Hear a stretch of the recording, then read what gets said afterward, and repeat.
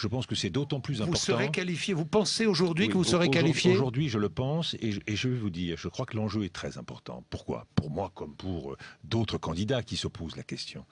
Parce que ce que nous voyons dans cette pré-campagne, c'est que le premier tour ne devrait pas avoir lieu. Ce premier tour, il est aujourd'hui confisqué par les partis politiques. La République des partis, il suffit d'ouvrir sa télévision, les chaînes d'information, d'ouvrir les journaux. La République des partis bat à plein. Et nous sommes dans un dialogue de sourds entre le candidat du Parti socialiste et le candidat de l'UMP. Il n'y a pas de place aujourd'hui dans le débat pour de vraies propositions, pour de vrais projets, au-delà de marqueurs idéologiques. Et je voudrais attirer votre attention sur un ou deux exemples. Quand le candidat socialiste dit retraite à 60 ans, quand il dit 60 000 emplois supplémentaires dans l'éducation, ou quand il dit une nouvelle tranche de l'impôt sur le revenu à 75% pour ceux qui gagnent plus d'1 million d'euros.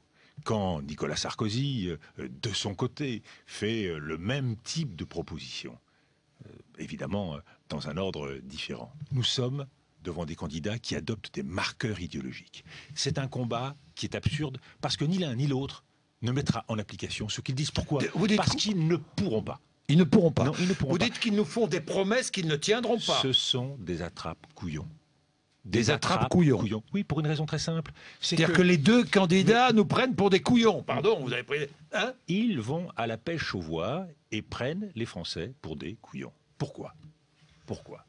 Tout simplement parce que le candidat qui dirait retraite à 60 ans le 10 mai ou le 15 mai, il serait immédiatement corrigé par les marchés. Immédiatement. Et on peut faire abstraction de tout, on ne peut pas faire abstraction de la réalité.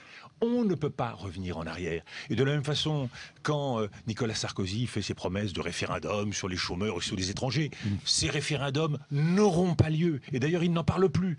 Vous êtes devant des candidats qui s'amusent avec les Français et les prennent pour des gogos. On met sur la table un certain nombre de friandises, on vous appâte, et puis après on retire le truc. C'est la raison pour laquelle vous dites finalement cette élection n'a pas d'importance? Mais cette élection n'a pas lieu. Cette élection n'a pas lieu. Ce ne sont pas les Français qui choisissent.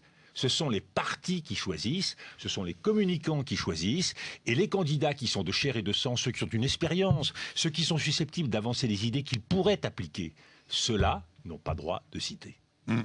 Vous dites dans Le Monde, quand même, personne n'attendait que je sois candidat, je l'ai été. Vous parlez au passé. J'ai été surpris.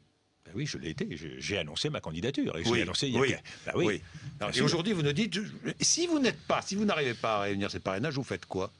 Vous prononcez, vous désistez pour un candidat, vous... Moi, on me connaît suffisamment maintenant dans la vie politique. Ça fait 35 ans que je sers les Français et les Français. Je ne suis pas quelqu'un de monnayable. Je ne suis pas quelqu'un qui se rallie, je ne fais pas partie de ceux qui ont quelque chose à demander. Qu'est-ce que c'est qu'un ralliement? C'est quelqu'un qui a quelque chose à négocier. Soit qu'on paye sa campagne, soit qu'on lui offre un siège de député. Prenez tous ceux qui ont abandonné. C'est méprisable? Je ne dis pas que c'est méprisable, je dis que ce sont des hommes politiques professionnels. Je n'en suis pas un. Je ne suis pas dans la politique pour me nourrir. Je ne suis pas dans la politique parce que j'ai besoin de faire ça. Je suis dans la politique, et je le dis dans ce livre, à la fois par devoir, c'est mon devoir de responsable, d'homme d'expérience, d'homme qui s'est battu et qui a un bilan, et en même temps je le suis par amour pour la France et pour les Français. Vous dites exigence de l'effort. À un moment où notre avenir est menacé. Vous dites, j'ai appris dans ma jeunesse l'exigence de l'effort, l'attachement aux valeurs familiales. Je suis un catholique pratiquant, j'ai appris l'amour de l'armée, le patriotisme, la tradition et la liberté aussi, c'est ça? La liberté de dire non. La liberté de dire quoi? De faire quoi? Une double exigence.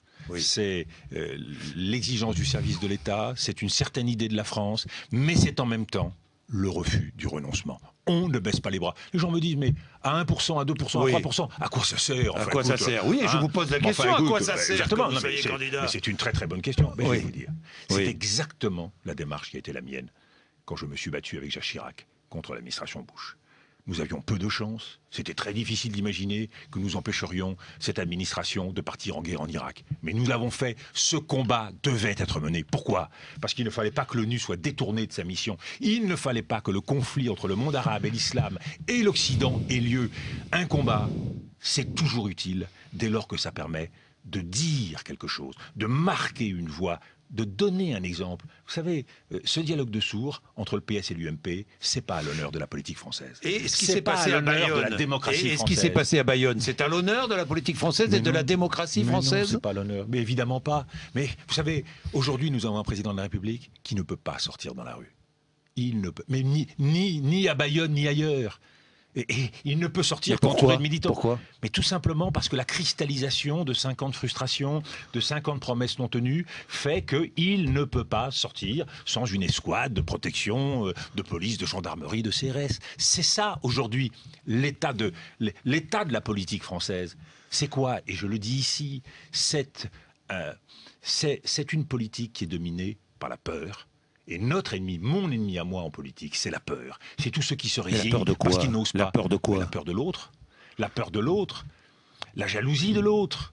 Le sentiment que l'autre va vous prendre ce que vous avez. C'est la peur, c'est la jalousie et c'est la haine. Vous savez, ce qui se passe dans les stades de foot, c'est exactement ce qui se passe aujourd'hui dans la politique. C'est qu'on n'arrive plus à s'écouter, on n'arrive plus à se parler. Et je l'ai souvent dit, nous ne nous aimons pas.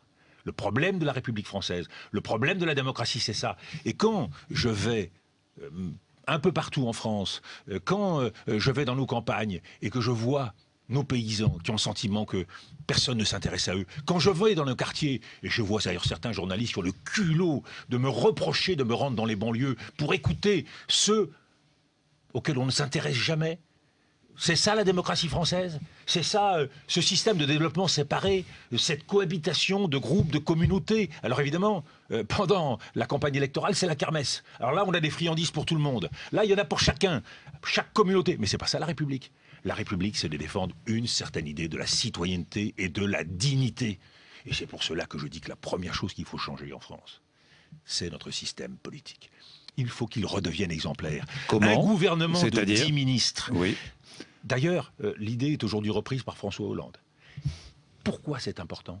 Parce que c'est la seule façon de réformer l'État. Si vous avez 10 grands ministères, nous allons recentrer les missions de l'État. Nous allons dire, voilà, l'État va faire ça, et cela, il ne pourra plus le faire.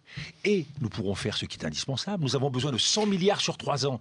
Nous pourrons faire des économies sur la dépense publique, et je propose que l'essentiel soit obtenu par économie sur la dépense publique, c'est-à-dire 60 milliards. Et il faut que le reste de l'effort, par augmentation d'impôts, soit fait justement. Un tiers de l'effort sur ces 40 milliards doit être fait par les plus riches, un tiers de l'effort par les banques et les grandes entreprises, et un tiers par le reste de la communauté nationale. Mais avec au cœur ce devoir de citoyenneté, il faut que le vote devienne obligatoire en France. Il faut que chacun paye l'impôt, y compris à titre symbolique. Et je souhaite pour les parrainages... Dès le premier euro gagné. Oui, et je souhaite que pour les parrainages, à l'avenir, puisque la levée de l'anonymat ne paraît pas possible, le Conseil constitutionnel l'a indiqué. Je souhaite que le parrainage devienne obligatoire. Vous êtes un élu, vous êtes un maire. Eh bien, vous devez choisir de soutenir, non pas de soutenir, vous devez choisir de donner votre parrainage à un candidat, celui que vous voulez. Mais j'en ai assez de la République des tièdes, j'en ai assez de la République de la peur, où parce qu'on craint des représailles de la part de ses administrés. On craint que le conseil municipal soit mécontent. On craint de perdre sa subvention. Assez des peureux, assez des frileux. Nous sommes un pays qui a une histoire de gens courageux, de gens qui ont fait la France. Vous savez, nos soldats, nos grands-parents dans les tranchées en 14, nos parents qui se sont battus contre le nazisme, ceux-là se sont dressés. Ils avaient quelque chose à dire. Aujourd'hui, nous avons quelque chose à dire parce que notre pays coule dans la mondialisation. Et si nous ne menons pas la bataille de l'industrie, la bataille de l'économie, pour recentrer notre économie sur les secteurs essentiels, pour élever la qualité française, j'en ai assez qu'on mente aux jeunes Français. Quand on voit qu'il y a encore des jeunes Français qu'on envoie dans les filières BEP comptable, BEP secrétariat, où il n'y a aucun débouché, alors que la clé aujourd'hui, c'est celle de la formation. Et c'est pour cela que je propose que l'on forme nos jeunes jusqu'à 18 ans de façon obligatoire. Parce que si vous avez un bagage, si vous avez quelque chose dans les mains, vous avez une garantie, un passeport pour l'avenir. Aujourd'hui, à 3 ans dans la société française, vous êtes condamné. Vous serez quelqu'un et où vous ne serez rien. Et qu'est-ce qu'on dit à partir de là? On dit, ah, regardez, il a fait de belles études, il est intelligent. Non, il n'est pas plus intelligent que le voisin. Mais il avait une famille qui s'est occupée de lui. Il y a eu quelqu'un qui lui a dit les choses. Ça, c'est insupportable. Et vous savez, la gauche aujourd'hui, elle manque d'indignation. Elle joue de catégorie, elle joue de communauté. Mais c'est pas ça la révolte et l'indignation démocratique et républicaine. Nous avons besoin de retrouver ce cœur de la République, qui est que on sait et on peut dire non. Bien, Dominique de Villepin, autre chose, l'Europe. Vous seriez député, est-ce que vous voteriez le traité qui est actuellement signé à Bruxelles? Oui. Oui. Oui, je le voterai parce que sur les règles budgétaires. Je crois que nous avons besoin de discipline budgétaire, mais j'engagerai très clairement une négociation avec l'Allemagne en faisant comprendre aux Allemands que nous n'irons pas plus loin. Et qu'à côté de ce traité, nous avons besoin de 2 annexes, de 2 accords annexes. Le premier sur la solidarité financière. Assez du feuilleton grec, assez de cette humiliation pour les Européens, d'un coût de la Grèce qui ne cesse d'augmenter, d'une souffrance du peuple grec pour rien, parce que nous savons que ce qui est demandé à la Grèce aujourd'hui est impossible, que semaine après semaine, mois après mois, les choses empirent. Il faut donc ajouter un accord sur la solidarité financière, ce qui passe par un changement du statut de la Banque centrale et une mutualisation des dettes par la création d'euro-obligations. Et ajoutons un volet croissance qui est urgentissime pour tous les Européens. Nous avons besoin véritablement d'un effort à l'échelle de l'Europe, d'un grand emprunt européen, de grands projets européens. Regardez la situation dans le domaine énergétique, nous pourrions faire beaucoup de choses. Dans ces domaines-là, il faut avancer.